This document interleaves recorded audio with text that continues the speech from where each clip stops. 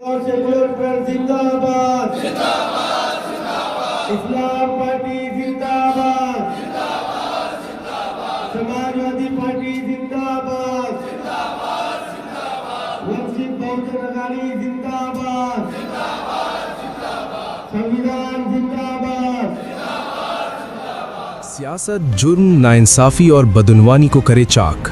शहरों मुल्क की हर छोटी बड़ी खबर से बाखबर रहें आप। Like, share and subscribe news 41 Malegaon.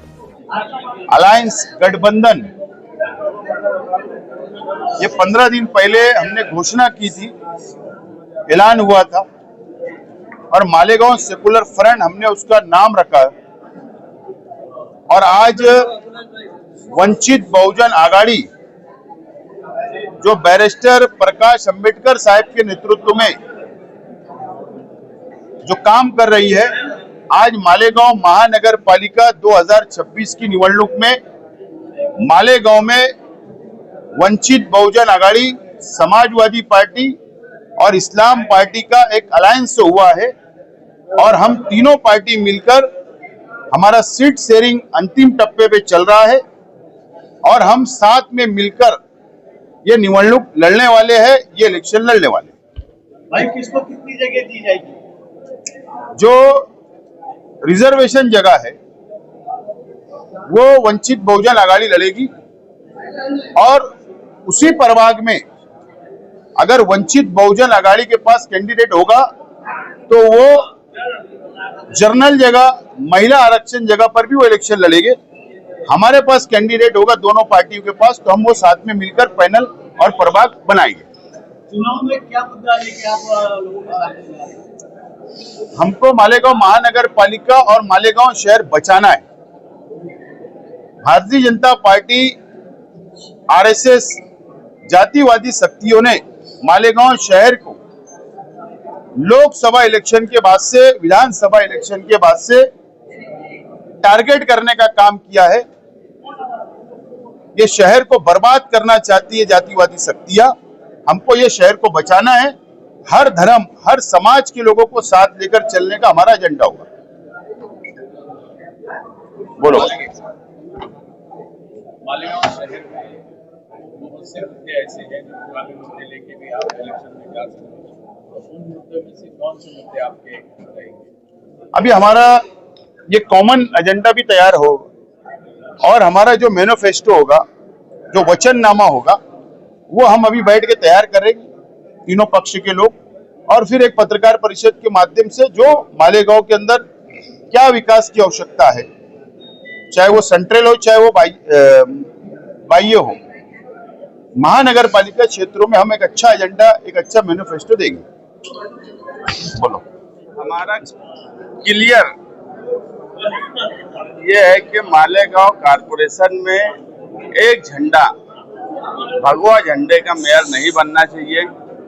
सभी विचारधारा, उसमें ब्लू झंडा भी हो, हरा झंडा भी हो, लाल झंडा भी हो, तिरंगी सेकुलर लोगों का इक़्तिदार होना चाहिए। क्योंकि मालेगांव को बार बार सिर्फ इसलिए टारगेट किया जाता है कि यहाँ पर बड़ी मेजॉरिटी मुसलमानों की है और कोई भी बीजेपी का आदमी कारपोरेशन में आके बैठ जाता और मामूली मामूली बातों को लेकर मालेगांव शहर की, यहाँ तक कि हमारे मालेगांव की औरतें, उन पे केस बना दिया जाता, उनको जेल में डाल दिया जाता।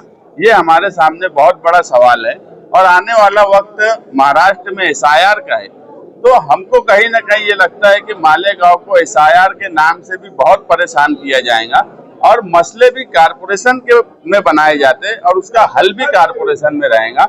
इसलिए हम ऐसी विचारधारा के साथ कारपोरेशन में जाना चाहते हैं कि किसी भी जात धर्म के लोगों को परेशानी ना हो। जब भी अलायंस होता है तो सबसे ज्यादा खिंचातान सीटों को लेकर होता है। ये आप सब एक साथ हुए हैं कि सीटों के बंटवारे को? हमारा ऐसा है कि हमारा अलायंस विश्वास पर है। अगर हम आज बोले कि ये वाली सीट पे हम लड़ेंगे तो ज्यादा फायदा होगा, तो मान लिया जाता। हमको लगता है कि नहीं, इस पे इनके सिंबल के लड़ने से ज्यादा फायदा होगा, तो वो मान लिया जाता। और हमें यही विश्वास बहुजन आघाड़ी वालों से, अगर ये हमको बोले कि ये प्रभाग में हमारे सिंबल पे लड़ने से अगर आसिफ शेख साहब ने अपनी सेटिंग सीट छोड़ी है तो एक विचार और एक संविधान को समझकर एक खुद की सेटिंग सीट कोई नहीं छोड़ता, मगर उन्होंने खुद की सेटिंग सीट वंचित आघाड़ी को अगर दी है तो आप ये समझ सकते हो कि हम किस लाइन से इलेक्शन में जा रहे हैं और किस तरह से हम सोच रहे हैं कि सेटिंग सीट ये नहीं, हमारी एक ही लाइन है कि महानगर पालिका में मालेगांव सेकुलर फ्रंट का मेयर बनना चाहिए।